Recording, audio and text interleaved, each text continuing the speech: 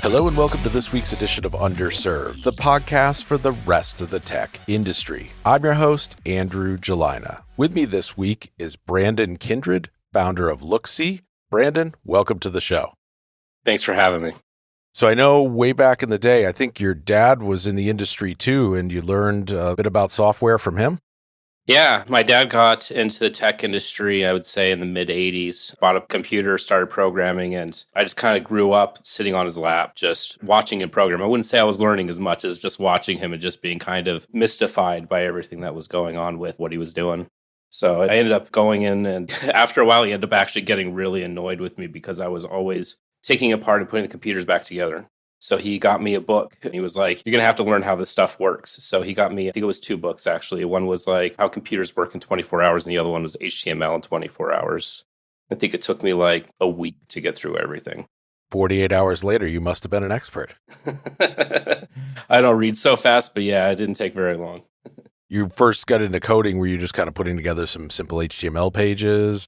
Yeah, well, I mean, I hacked around and whatnot with the Apple that we had in the house here and there, but I never really knew what I was doing. I didn't know what commands were, so I would consider me more like just pounding away at a keyboard and hoping for the best. Did you do any programming in high school? I did. I kept programming over the years, and in high school, I kind of was confused with what you do with programming professionally, if I'm being honest. When I got there, it was like, well, I've learned Java, I've learned JavaScript. I don't really know what you do with these, though, other than these little, basic scripts that I was writing at the time. So I was a little lost in my journey at that point. Is that when you discovered robotics? Yeah. So I ended up in a situation actually where I was removed from class. I was in a chemistry class and had been just consistently disruptive. Just the basic things, giving people the answers to the questions on the quizzes, helping people with their homework, as in just writing the answers down, trying to get into the chemical cabinet, just general disruptive things, nothing too major. And my professor, the teacher at one point, he had had enough. And he just tricked me by telling me that he was going to take me into the other room and show me a more advanced chemistry experiment. And I didn't really know much at the time. So I was just like, sure, this sounds great. Going to get special tutorial on the side. And no, he bamboozled me. He actually walked me right into the teacher's lounge and sat me down. And he was like, this is where you're going to sit for the rest of the year. And gave me a computer. And he's like, since you seem to already know all the answers for the chemistry class, we're going to give you a new assignment. And he set me down for 3ds Max. And it took me a month, I would say, to be able to get through and build a whole scene and everything. And I got bored. I'm sitting there writing a program. I think it was something for a calculator to help me with one of my math classes, so I didn't have to spend so long on my homework. And I would just tab shift, just move in and out of the windows when he'd come in. But one day he caught me off guard and snuck in right behind me while I was sitting there coding something up that I had thought of the night before. And man, I thought I was in trouble.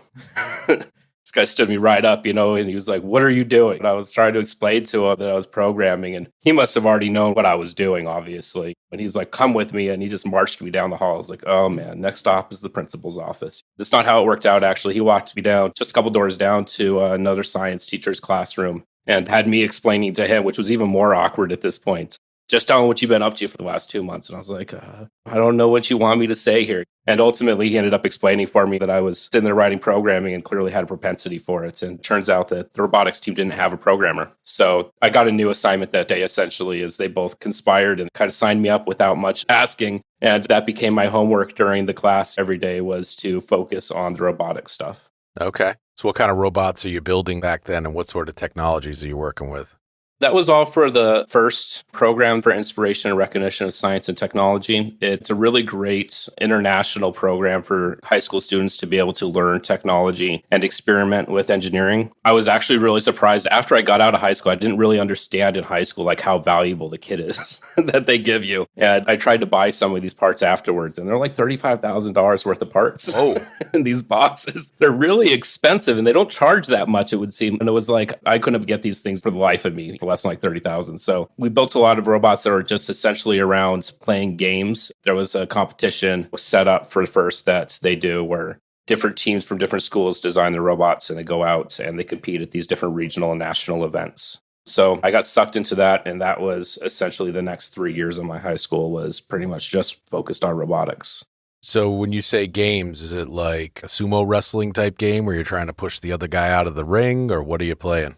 No, a lot of these are cooperative, competitive games. Think of like soccer, but with robots, involved. But, obviously we didn't have things at that time. The robots could actually walk. So it's a lot of things where you have things on wheels. One of the ones for the year that I actually got an award during a robotics, the game was that you had this ramp in the middle of the field and 2 end zones at the end and a bunch of bins in the middle. And the goal was to collect as many of the bins in your end zone as possible. So that way you could win the game. Very similar to like football meets robotics. Capture the flag or something like that? Yeah, something like that. Yeah.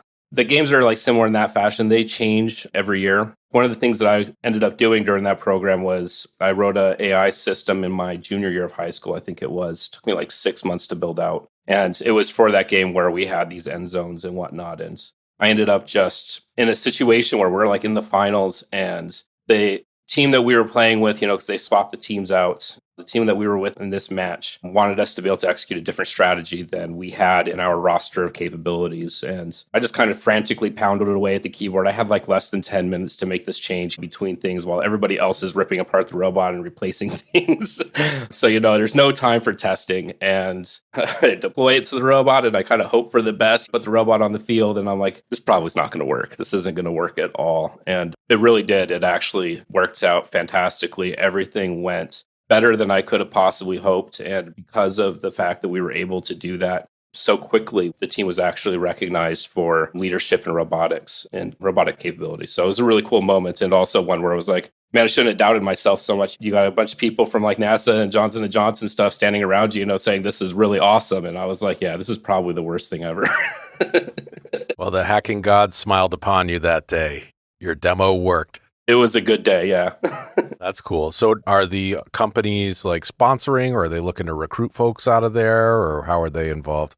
A lot of it is just sponsorship. So Johnson & Johnson sponsored that award, and they would send representatives. Often it would be like their CEO or a VP of engineering from there. And every organization was like, they have a ton of corporate sponsors there at first. I wouldn't be the right person to tell you how extensive their list is, but they have a really cool setup. That's cool. So then you moved on to college. I think you went to University of Hartford. I did, yeah. I went there and majored in computer science. And more robotics, or what were you working on there? I couldn't find anything actually with robotics. It turned out that I had found my passion earlier than the industry realized that it was a cool thing to do. So there's only like 3 schools in the nation that offered an actual robotics degree. And most places didn't even have any sort of program as their computer science to be able to do that. So no, I just focused on math and AI while I was there and hoped that one day the robotics pieces that I had gotten used to playing with would become affordable to me. So tell me a bit about the award that you won from that competition. So this award's a nice little trophy. It's got a couple geometric prisms on it. It's nothing fantastic. It's got some heft to it, but it's probably worth like $10, to be honest with you. Nothing major, but the award ended up being something. It was like I was the only programmer on the team at the time, so they gave us 2 awards. They kept one to put in the school case, and they gave me the other one to take home because I was the only one that was doing the programming. Doesn't make sense for anybody else to have this. It's your reward, so you deserve it. Yeah. Did you learn any tough lessons about robotics during your experimentation there? I learned a lot of tough lessons throughout robotics. I learned that people don't like being ran over with them. That one I learned early on. Through experience, no doubt. Yes, it happened a few times as I was starting to learn how to build an AI, and I didn't realize how unpredictable things would be. And a few people got ran over in the process.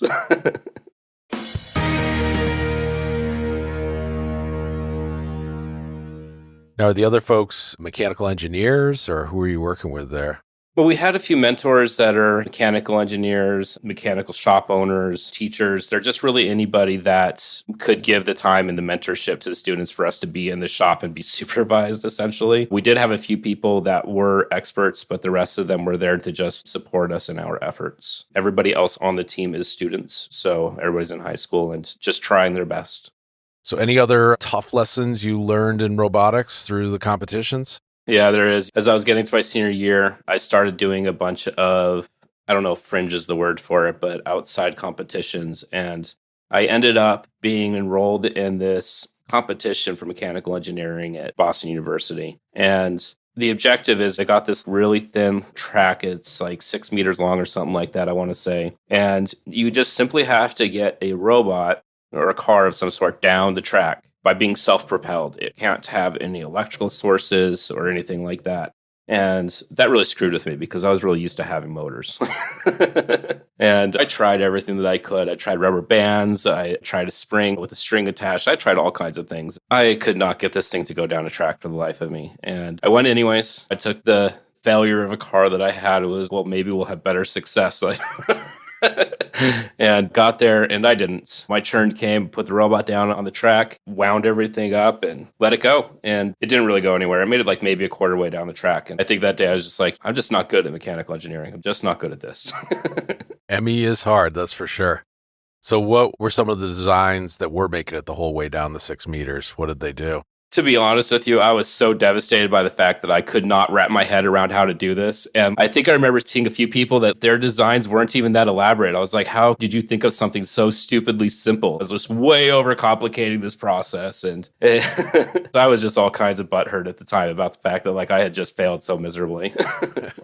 That is a tough and humbling experience in competition. That it is. Yeah, when I was in high school, we did a series of programming competitions. And basically you were on a team of other programmers from your high school, and you were all sequestered in a room. And they give you these problems, and you would brainstorm together, and you had to write out the complete program on paper first. You had to be completely done writing it on paper before you were allowed into the room where the terminals were. So we'd sit there and think about the problem, and we'd code together on paper, and erasing and writing stuff. And we'd try and step through it in our heads and debug it and give it sample input and predict the output, kind of walking through all the steps together, similar kind of to like a whiteboard interview these days. And then once you were completely done writing out your program, then one person from your team could go to the actual computer terminal and type in the code that you all had written out on paper. And you were definitely not supposed to just hack and whack in the editor, and actually be coding while you were sitting at the terminal. You're mostly just supposed to be typing it. They really kind of wanted to emphasize thinking things out in your head ahead of time and being able to envision things and predict outcomes and really be able to have this cerebral exercise before you'd put it in the computer. So in most competitions, there were 4 to 5 problems they give you. And there was no partial credit. You either had a working program or you didn't for each of the problems. So usually by the end of competition, you're kind of trying to cram in whatever the hardest problem was that you saved for last. And I knew how to use copy and paste in the editor. This is like an old PDP 1170. And there was some code that was very similar between 2 parts of the program. So we wrote it all out as best we could. And then I got in there, because I was the fastest typist and copy-pastist of the team. And I got it in there and ripped through and got it mostly working, but just couldn't quite get the right answer by the time the clock ran out. And after the competition's over, you get a printout and you get one more chance to kind of debrief and debug. And we figured out as we're stepping through, like, here's this variable name. And we cut and pasted a section of code and didn't change one of the names. And so years later, I'm working with object-oriented programming and refactoring and some advanced editors. And a bell rang in my head. I kind of recalled this scenario and said, wouldn't it have been great to have this back then? I could have avoided these mistakes entirely, but it gave me an appreciation for having these tools now. Any other things from University of Hartford or CS? I think a great thing about the University of Hartford is I really got to explore my interests. I had another kind of crisis with computer science to where I was studying it and I had resolved to finish it, but I wasn't sure if I was actually going to work in it when I left. I had just become bored with theory and everything was theory, computer science. So I ended up exploring sales actually and got into a scenario where alumni of my fraternity had life insurance business of his own, and he was working on doing lead generation. And I ended up taking over that process and actually building out a proper organization out of it. I think that within like 3 or 4 months, I had like 5 people that were generating leads. We had so many leads, he couldn't actually field all of them. He was shocked by that. And he goes, well, you should just get your license and help me sell some of this stuff. So went out, got my license, and he went out and taught me the ropes. It didn't take long before I started thinking that I was really good at the sales thing too. I was like, this isn't that hard. And I'd start to brag a little bit about how things went when he wasn't out in the field with me. And He'd always take that as a sign of like, oh, okay, you need to be showing something new at this point. So he'd take me out the next day to his appointments and just completely dumbfound me and just how terrible I am at sales in comparison to this guy. There was literally nothing he could say that went wrong, it seemed like. And it was just awe-inspiring. What did you learn from him besides how to think on your feet and handle objections? Well, I mean, thinking on your feet and handling objections, I feel like is a really important skill in itself. But one of the things I kind of learned from him was to keep rolling with the punches. Sales is a numbers game, and you can't get bogged down in any little detail. You kind of got to like zoom out and understand where you're at in the landscape of what you're trying to accomplish. And he did a really good job of constantly dragging me out of the sand and placed me back in firm footing and being like, it's not that difficult to do this stuff, but it is time consuming. And constantly showing me the patience with that was really important. To find my next job, first, I want to hear about dozens of jobs I am overqualified for. Someday, I will talk to a recruiter who knows the difference between Java and JavaScript. That will be the one. Would I mind commuting 3 hours each way each day? Of course not. All I have to do is go through 5 separate interviews, complete a 10-hour coding exercise, and recite the national anthem backwards? I'm in. Finding your next consulting gig should not be this difficult. Quite frankly, you deserve better. Syrinx is the consulting company founded and run by software consultants. We get you. Find out why our employees are some of the happiest and best paid consultants in the industry at syrinx.com. That's SYRINX.com. Find a better way today.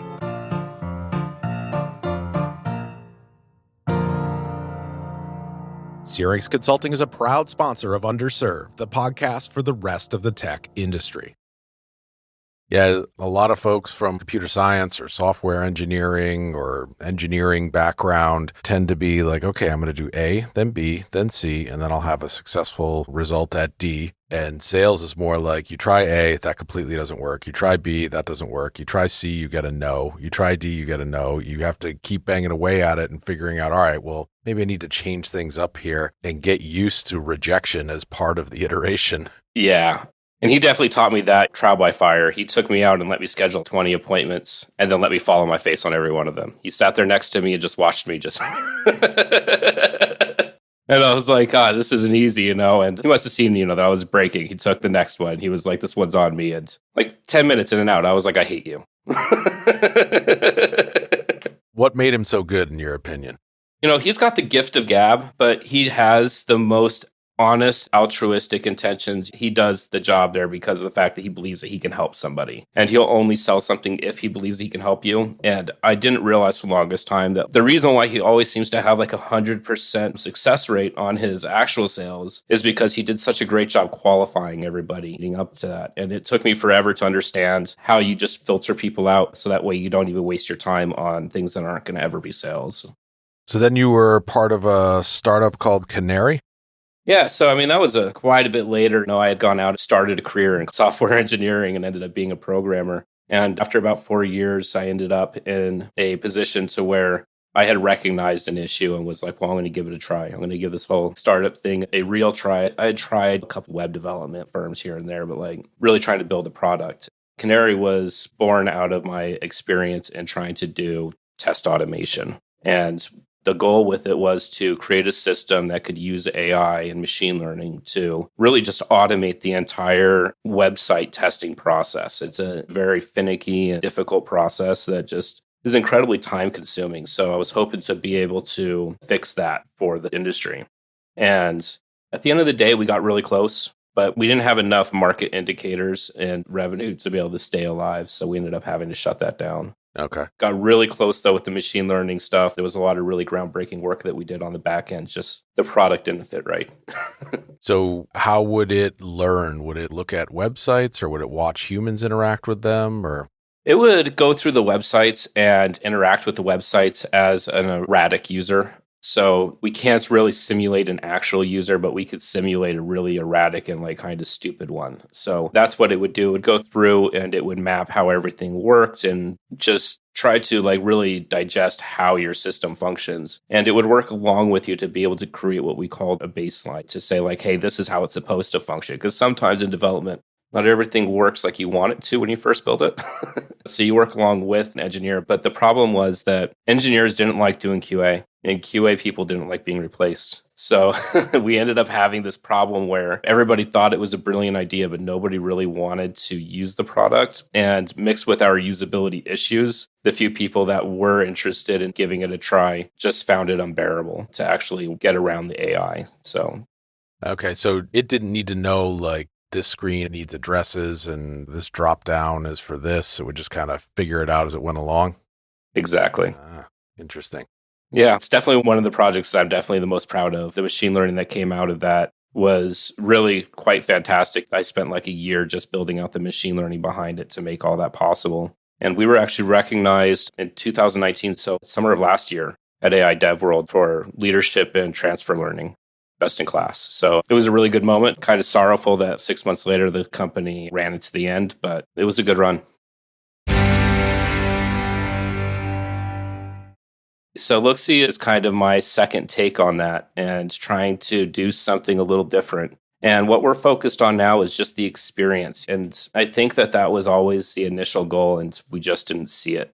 Looky is really about automating how you do the evaluations for your experience and helping you really surface problems quickly so that way you're not doing really long, tedious processes, essentially, to find out what sucks about your website. So there's a lot of things that you're doing well, but there's a lot of things that people will miss, and things that we hear a lot from just regular users are things as simple as like grammar. The grammar on the site just doesn't make any sense, or there's punctuation and spelling errors everywhere. There are great services like Grammarly, so we're not focused exactly on that piece. But that's what started the thought process in my head, is just listening to my friends complain about the stupid little minutia that make them decide they don't ever want to visit that site again. And they'd be like really pedantic things, I feel like. But, it's a big part of the user experience. And our goal is to really help bring some objectivity by using science and the scientific foundations of experience design to really help the industry have a more predictable process for making sure that they're releasing something that their users are going to at least kind of enjoy and help them iterate towards a delightful experience instead of just constantly throwing something against the wall and really just hoping for the best at the end of the day.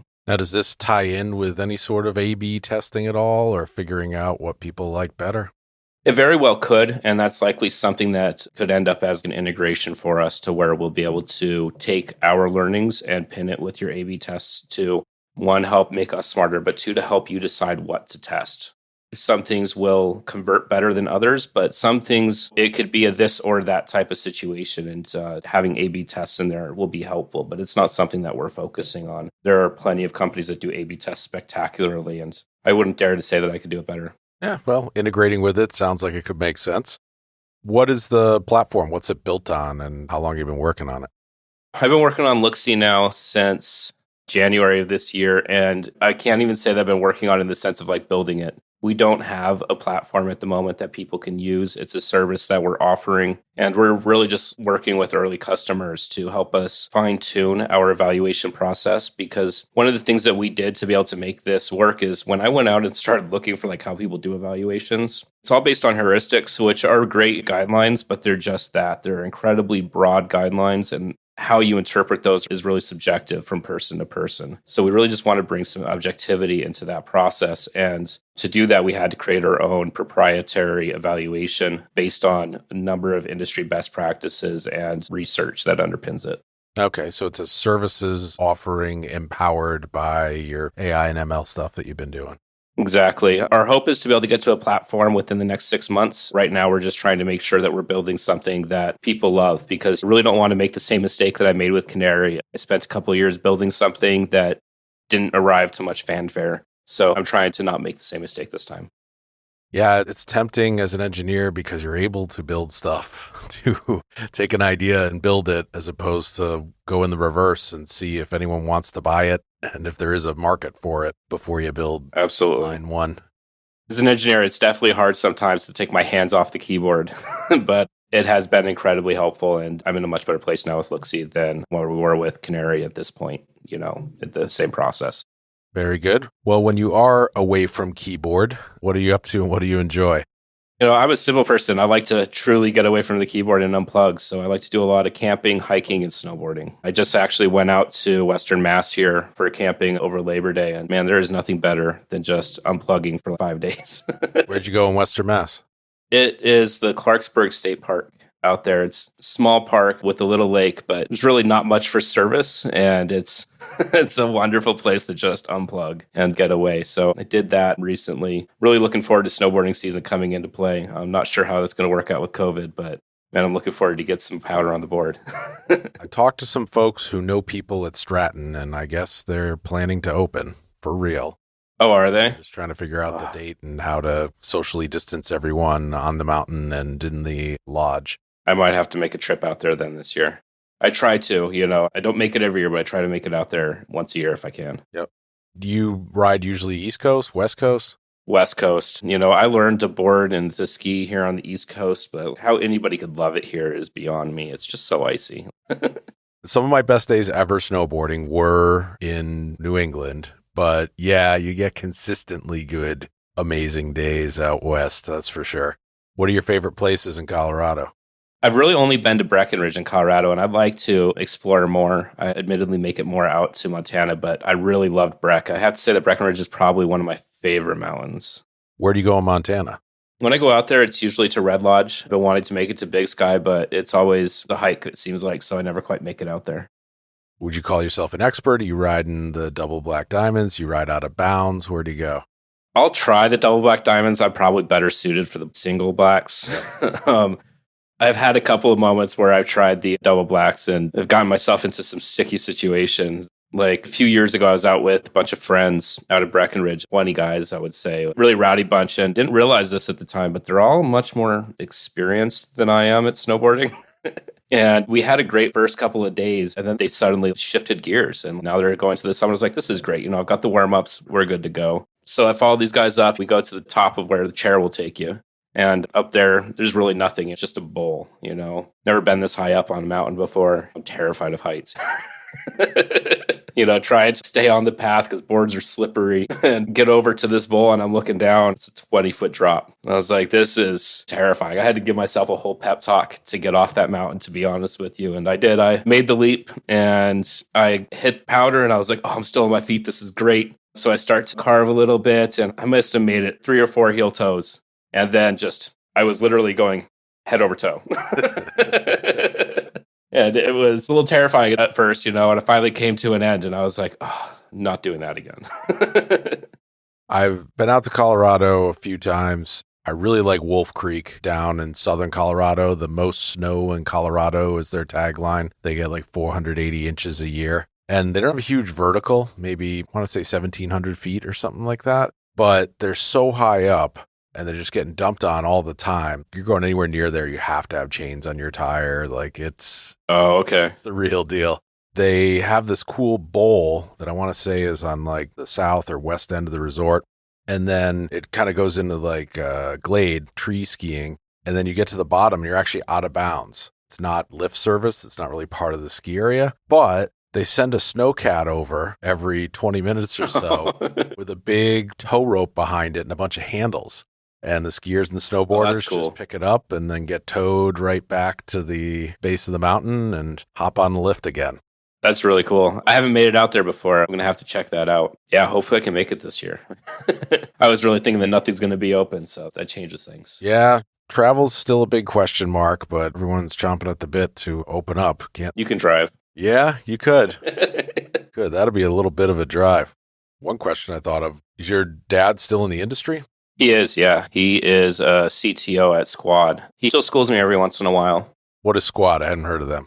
To be honest with you, I'm not sure I could tell you exactly what they do. I believe that their main product is to do ad placement for TV networks, but I could be wrong on that. Okay. He's not really in the product as much as leading the technical organization. So every once in a while, he'll show me something cool that they worked on, but I don't always understand what's going on when I look at it, to be honest with you, because it's so outside of my realm of normal things that I work on. Yeah, understood. Folks, we are on season 3 of Underserved, and time has certainly flown by. If you like the content of this episode and have not yet rewound your listening to season 1, be sure to check out episode 12 from season 1 called Rise of the Machines. Episode 12 features our guest Russ Wilcox and covers similar topics on artificial intelligence and machine learning. Russ and Brandon actually know one another, proving once again it is a small world after all, at least in the Boston software development scene. You can hear that episode, as well as the rest of seasons 1 and 2, at our website, underserved.fm. That is underserved.fm. Frank Mary, like FM radio. You can listen to the Underserved podcast right in your browser there, or there are links for all the popular podcast players, Apple, Google, Stitcher, etc., as well as an RSS feed link. Our talent agents are also looking for guests to be on Underserved. If you are interested in being a guest on the show, you can email us at underserved@syrinx.com. That's underserved@syrinx.com. Well, Brandon, thank you very much for taking the time to speak with us this afternoon. Thank you. It's been a pleasure. And we'll talk to you all very soon on the next episode of Underserved.